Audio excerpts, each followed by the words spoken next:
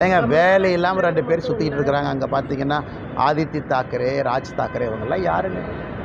அங்கேருந்து என்னை மிரட்டிக்கிட்டு இருக்கானுங்க. நான் பெருமைப்படுறேன். ஒரு விவசாயினுடைய பையன் இன்றைக்கி தாக்கரேவனுடைய கோபத்தை நான் சம்பாரிச்சிருக்கிறேன்.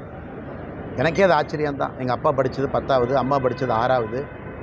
எல்லாம் இத்தனை நாளாக ஆடு மாடு தான் மேய்ச்சிட்டு இருந்தாங்க. இப்போ உடம்பு சரியில்லை, ஆடு மாடு மேய்க்கிறதுல அந்த ஆடு மாட்டை நான் மேய்க்கிறேன். இன்றைக்கி தாக்கரே நேற்று கூட்டம் போட்டு ஆயிரக்கணக்கான நபர்களை போட்டு அந்த ராஜ் தாக்கரே, உத்தவ் தாக்கரே, ஆதித்ய தாக்கரே மேடை போட்டு என்னை அங்கேருந்து திட்டுறானுங்க. அந்தளவுக்கு நான் வளர்ந்துட்டேன்னா, அந்தளவுக்கு ஒரு விவசாயினுடைய பையன் இன்றைக்கி மும்பையில் அவனுக்கு கூட்டம் போட்டு திட்டுற அளவுக்கு நான் உயர்ந்துட்டேனான்னு தெரியல.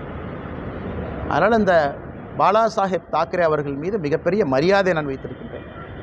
பாரதிய ஜனதா கட்சியில் நம்முடைய அலுவலகத்தில் நான் மாநில தலைவராக பணியாற்றிய பொழுது 2 பேர்த்தோட புகைப்படம் என்னுடைய இதில் இருக்குது. ஒன்று சத்ரபதி சிவாஜி அவர்கள், மற்றொன்று மகாகவி பாரதி அவர்கள், திருவள்ளுவர் எல்லாமே வச்சுருக்காங்க. அதனால் இவனுக்கு அந்த மிரட்டல் போட்டு இந்த சிவசேனா, இன்றைக்கி தாக்கரேவோட சிவசேனா அவங்களுடைய பத்திரிக்கை நம்ம முரசொலி மாதிரி சாம்னான்னு ஒன்று வச்சுருக்கானுங்க.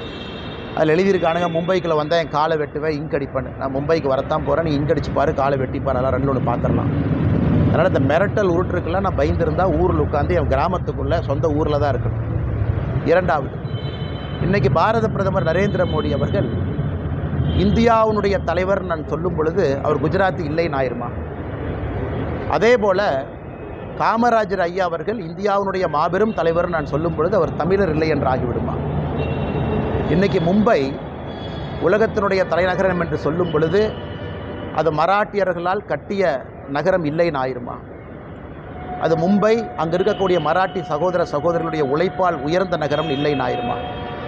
இதெல்லாமே அந்த நகருக்கு ஒருவர் சொல்லக்கூடிய பெருமை, ஒரு அடையாளம். எப்படி பாரத பிரதமர் நரேந்திர மோடி அவர்கள் இந்தியாவினுடைய தலைவர், உலகத்தினுடைய தலைவர் என்று சொல்லும் பொழுது அவர் பிறந்த இடமும் பிறந்த மண்ணையும் மறந்துடுவோமா? இல்லை, முட்டாள்கள், அறிவில்லாதவர்.